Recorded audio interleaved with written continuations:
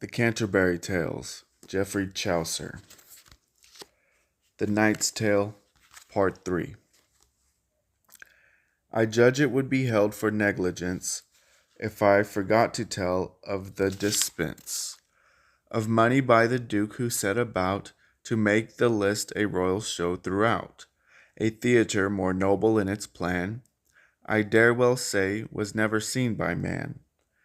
It had a circuit of a mile about, well walled with stone. There was a ditch without, shaped like a circle. There it stood complete, in tier on tier, the height of 60 feet, so that a man set in a given row did not obstruct his neighbor from below. Eastward there stood a gate of marble white, and westward such another rose to sight. Briefly, there never was upon the face of earth so much within so small a space. No craftsman in the land that had the trick of pure geometry, arithmetic, portraiture, carving, and erecting stages, but Theseus found him and supplied his wages to build this theatre and carve devices, and to observe due rites and sacrifices. Eastward he built upon the gate above an oratory to the Queen of Love, to Venus and her worship, and he dressed an altar there, and like it, to the west. In reverence to Mars he built a second. The cost in gold was hardly to be reckoned. Yet northward, in a turret on the wall, he built a third, an oratory tall and rich, of whitest alabaster set with crimson coral, to discharge the debt of worship to Diana of chastity. And it was thus that Theseus built these three temples in great magnificence of style. But yet I have forgotten all this while to tell you of the portraits that there were, the shapes, the carving, and the figures there, to grace these temples high above the green. First, in the temple of Venus you had seen, wrought on the wall, and piteous to behold, the broken sleeps and sightings manifold, the sacred tears and the lamenting songs, and every fiery passion that belongs to those that suffer love the long endured, their taken oaths, their covenants assured, pleasure and hope, desire, foolhardiness, beauty and youth, lasciviousness, lagarce, philters and force, falsehood and flattery, extravagance, intrigue, and jealousy, gold garlanded with many a yellow twist that had a cuckoo sitting on her wrist, stringed instruments and carols, feasts and dances, joy and display, and all the circumstances of love, as I have told you and shall tell, were in due order painted there as well, and more than I can mention or recount. Truly the whole of Cytherea's mount, where Venus has her dwellings above all, her other playgrounds figured on the wall, with all her garden in its joyful dress, nor was forgotten her porter, idleness, nor yet Narcissus, beauty's paragon, in times gone by, nor doting Solomon, nor the unmastered strength of Hercules, Medea and her enchantments next to these, and Circe's too, and Turnus fierce and brave, and rich King Croesus, captive and a slave, that men might see that neither wit nor health, beauty or cunning, bravery or health, can challenge Venus or advance their worth against the goddess that controls the earth. And all these people captured in her noose cried out, alas, but it was little use. Suffice these few examples, but the score could well be reckoned many thousands more. Her statue, glorious in majesty, stood naked, floating on a vasty sea. And from the navel down there were a mass of green and glittering waves as bright as glass. In her right hand a cithern carried she, and on her head, most beautiful to see, a garland of fresh roses, while above these circles round her many a flickering dove. Cupid her son was standing to behold her, fronting her statue, winged on either shoulder.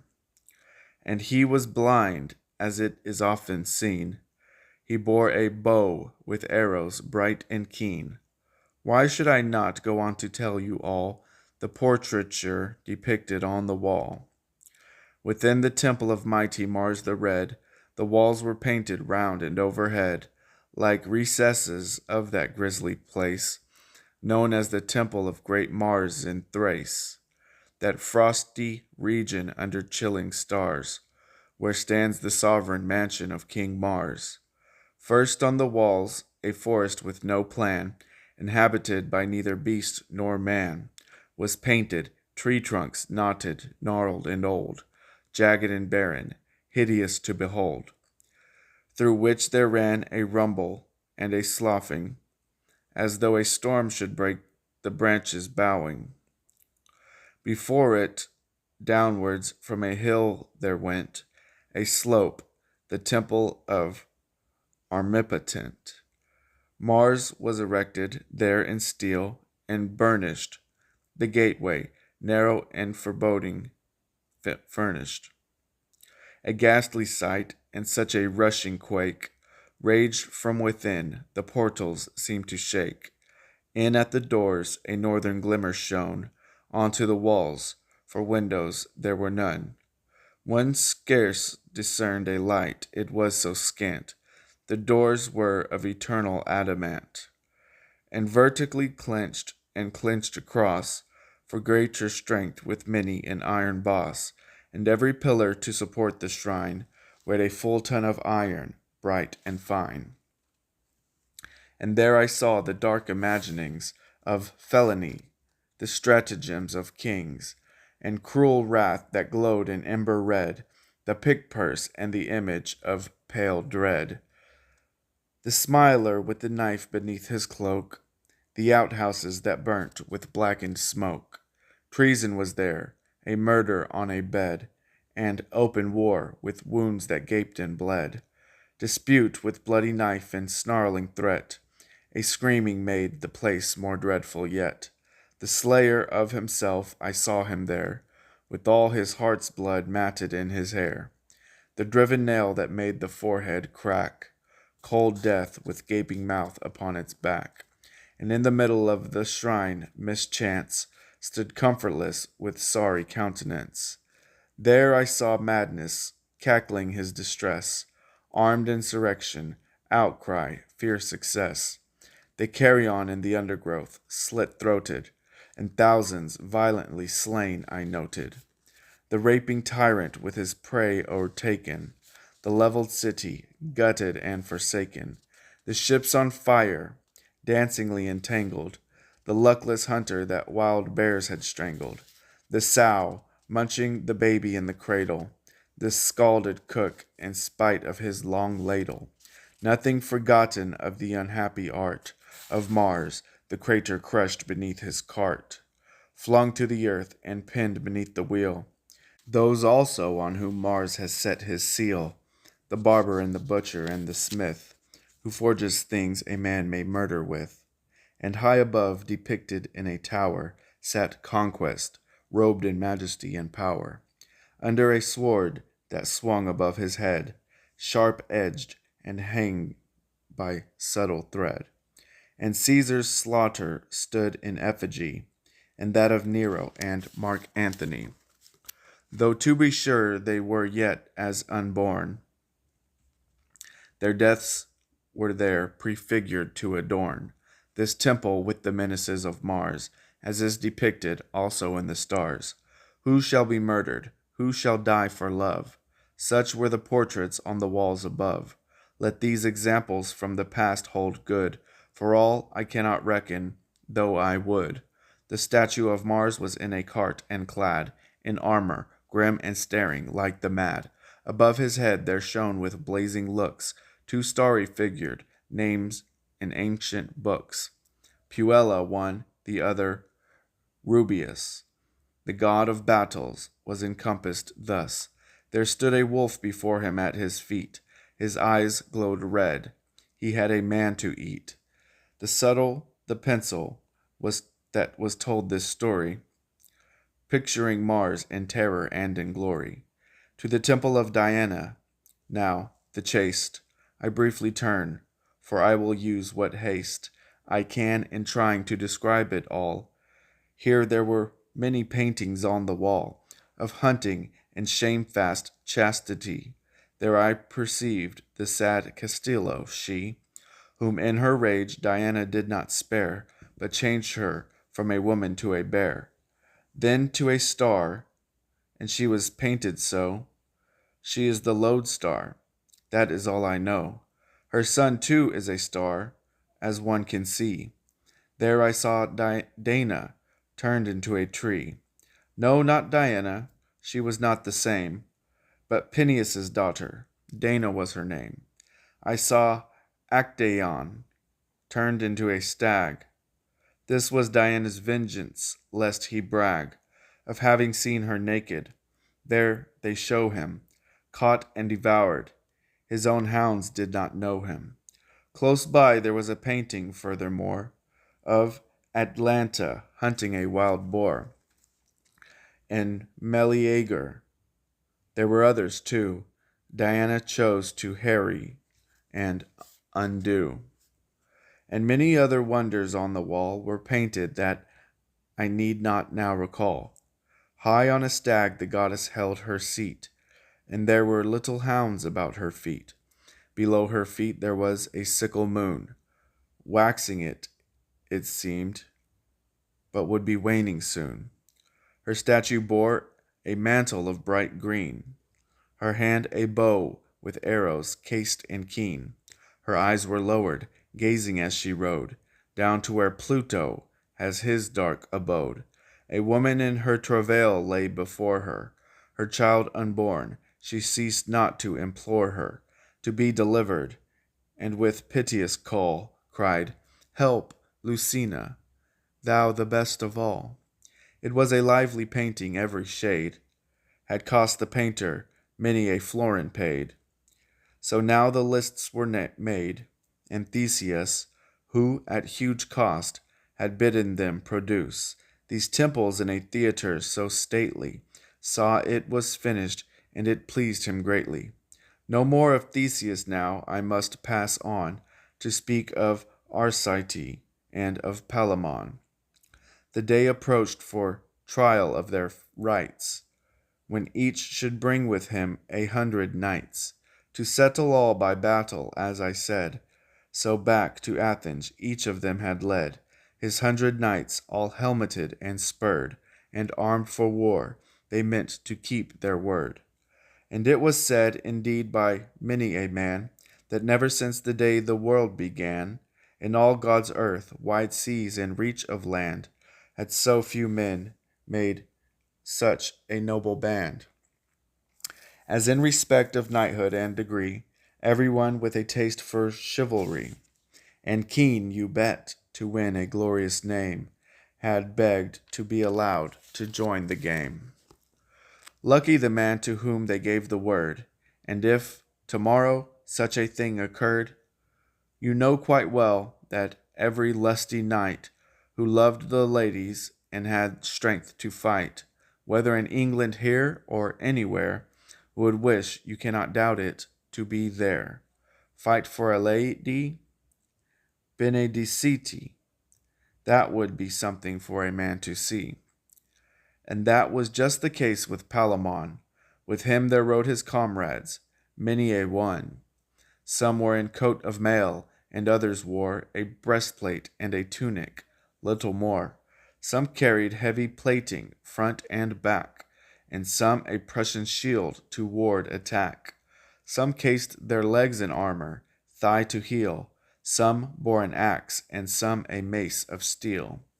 There's never a new fashion, but it's old, and so they armed themselves, as I have told, each man according to his own opinion. You might have seen arrive from his dominion mighty Lycurgus, famous king of Thrace, Black was his beard, and manly was his face. To see the circling eyeballs of the fellow, set in his head, glowing red and yellow. And like a griffin he would stare and rouse the shaggy hair upon his beetling brows. Huge were his limbs, his muscles hard and strong. His back was broad, his bulging arms were long. True to his country's custom of old, he towered in a chariot of gold, and 4 white bulls were harnessed in the traces over his armor, which in many places was studded with bright nails of yellow gold. He wore a coal-black bearskin, fold on fold, instead of a surcoat, and behind his back his fell of hair was combed and shone as black as raven's feather, and a golden wreath, thick as your arm, weighted the head beneath. It was immensely heavy, and was bright, with many precious stones of fiery light, with finest rubies and with diamonds, about his chariot white enormous hounds, 20 and more, each larger than a steer, and trained to hunt the lion and the deer, went following him. Their muzzles were fast bound, their collars were of gold, with rings set round. He had 100 nobles in his rout, armed to the teeth, their hearts were stern and stout. And with Arcity, so the poets sing, went great Emetrius, the Indian king, on a bay steed whose trappings were of steel, covered in cloth of gold from haunch to heel, fretted with diaper, like Mars to see. His surcoat was in cloth of Tartary, studded with great white pearls beneath its fold, a saddle of new beaten, burnished gold. He had a mantle hanging from his shoulders, which crammed with rubies, dazzled all beholders. His hair was crisped in ringlets as if spun of yellow gold, and glittered like the sun. Aquiline nose, and eyes with lemon light, and rounded lips he had, his color bright, with a few freckles sprinkled here and there, some yellow and some black. He bore an air as of a lion when he cast a glance. He was some 25 years old to chance. A guess at it, a healthy beard was springing. His voice resounded like a trumpet ringing.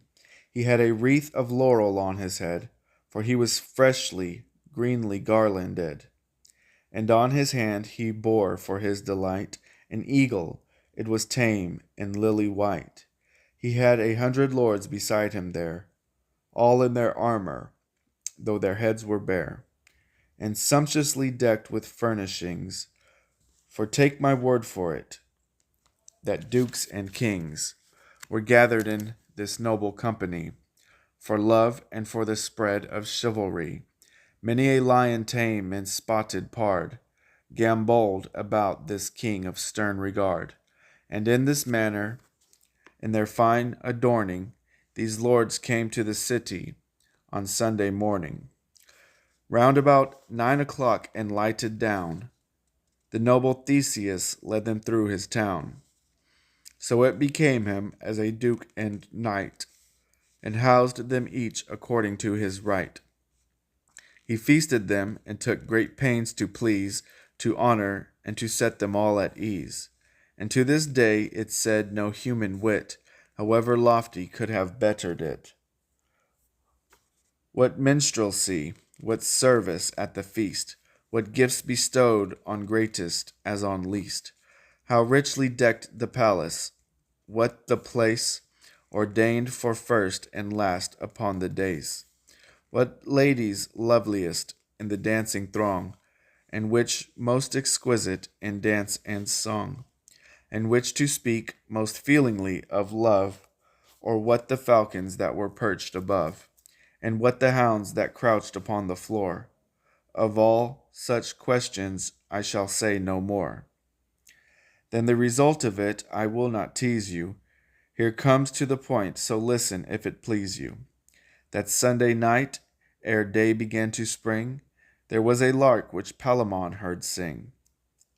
Although 2 hours before the day came on, yet the lark sang, and so did Palamon. With holy heart and in a lofty mood, He rose on pilgrimage, and he pursued his path to Cytherea the benign, and blissful Venus to her honored shrine. And in her hour, among the earthly mists, he stepped toward her temple in the lists. And down he knelt in humbleness and fear, with aching heart, and said, as you shall hear. Fairest of fair, O Venus, lady mine, consort of Vulcan, daughter of Jove divine, giver of joy upon the heights above, the mount of Cytherea, by that love thou gavest to Adonis, heal my smart, and take my humble prayer into thy heart. Alas, I have no language that can tell the ravages and torments of my hell, which heart is all unable to convey, and I am so confused I cannot say more than, O Lady bright, that art aware of all my thoughts, and seest my despair. Consider this, have pity on my pain, as I shall ever struggle to maintain thy service in so far as it shall be within my power to combat chastity. This is my vow, if only thou wilt help. I am not one of those who brag and yelp of victory, nor ask for it tomorrow, or for renown I neither beg nor borrow vainglorious praise, nor do I make profession of prowess, but would fully have possession of Emily, and die thy worshipper. Choose thou the means for this, administer the ways, I care not how, whether it be by my defeat of them or theirs of me, so that I have my lady in my arms. Though Mars be god of battle and alarms, thy power is so great in heaven above, that if thou please, I well may have my love. And I will worship at thy shrine forever. Ride where I may, to thee my whole endeavor shall be in sacrifice and kindling fires upon thy altar. Yet, if my desires, sweet lady, cannot please thee, end my sorrow with death upon Arcetes' spear tomorrow. I shall not care when I have lost my life, though he should win Emily to wife. This is the sum and purpose of my prayer. Give me my love, sweet goddess ever fair. When Palamon had done his orison, he then did sacrifice with woe begone, devotion, and with ceremonial rite, more than I now have leisure to recite. And in the end of the statue Venus shook, and made a sign, and by that sign he took his prayer had been accepted on that day. For though the sign had hinted at delay, he knew for certain that his boon was granted, and home he went at once, his soul enchanted. In the third hour after Palamon had sought out Venus for his orison, up rose the sun, and up rose Emily, and hastened to Diana's sanctuary, taking such maidens as she might require, and they were ready furnished with the fire, the incense and the vestments, and a throng of other necessaries that belong to sacrifices, horns of brimming mead, as was the custom, all that they could need. The temple smoked, and the adornments there glittered in beauty. Emily the fair joyfully washed her body in a well, but how she did her right I dare not tell, save in a general way, though I, for one, think that to hear the detail would be fun. If one means well, why bother to feel queasy? It's good for people to be free and easy. Her shining hair untressed upon her cloak, they combed and set a crown of cereal oak, green on her golden head with fitting grace. 2 fires she kindled in the proper place, and did her rites, as he will find who looks in Statius's Book of Thieves and other books. And when the fires were kindled, she drew near with piteous heart, and prayed, as you shall hear. O goddess, chaste of all the woodlands green, that seest earth and heavens and sea, O queen of Pluto's kingdom, dark and deep below, goddess of virgins, that from long ago hast known my heart and knowest my desire, as I may shun the vengeance of thine ire.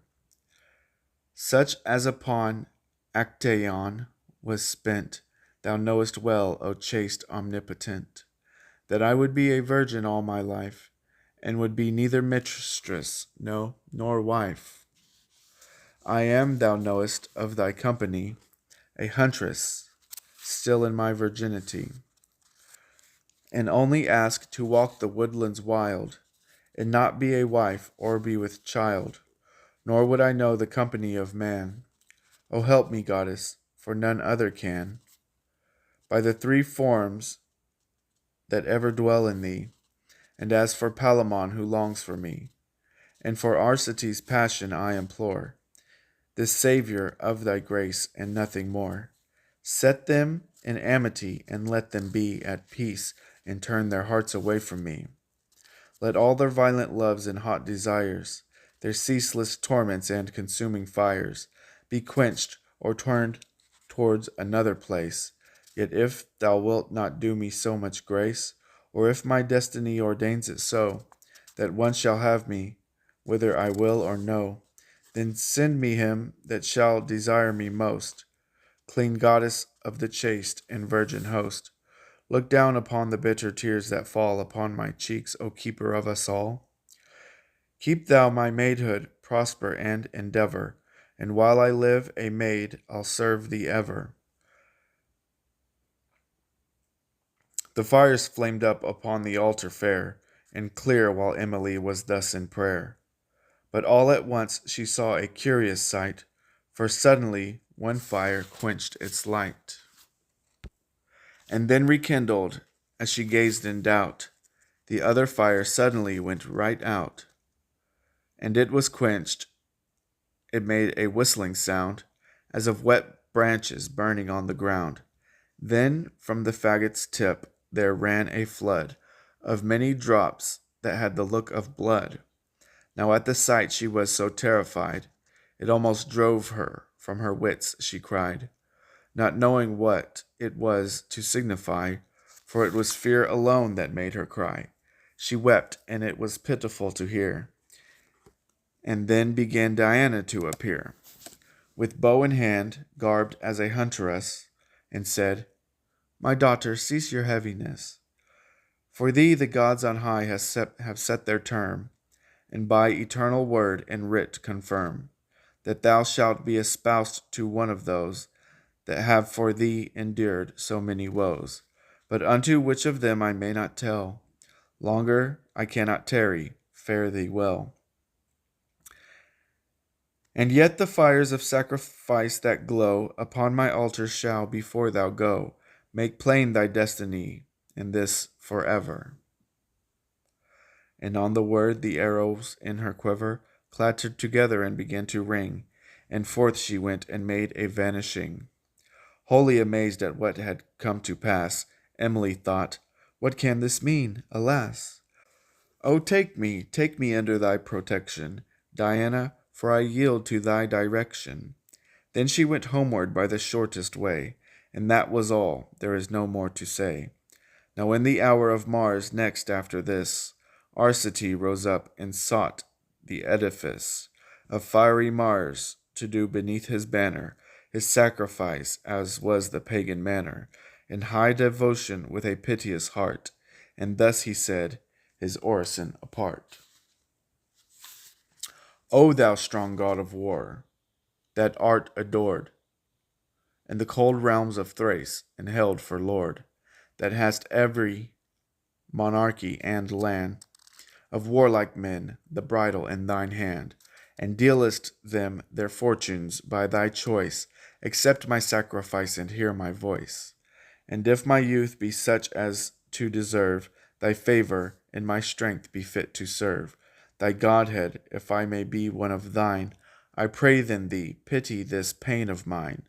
By that same suffering and burning fire that long ago consumed thee with desire, having in use the incomparable flesh of fair, free-hearted Venus, young and fresh, holding her in thine arms, and at thy will, albeit that once the time was chosen ill, seeing that Vulcan caught thee in his net, and found thee lying with his wife, but yet, by all the pain and passion of thy heart, pity me too, that suffer the same smart.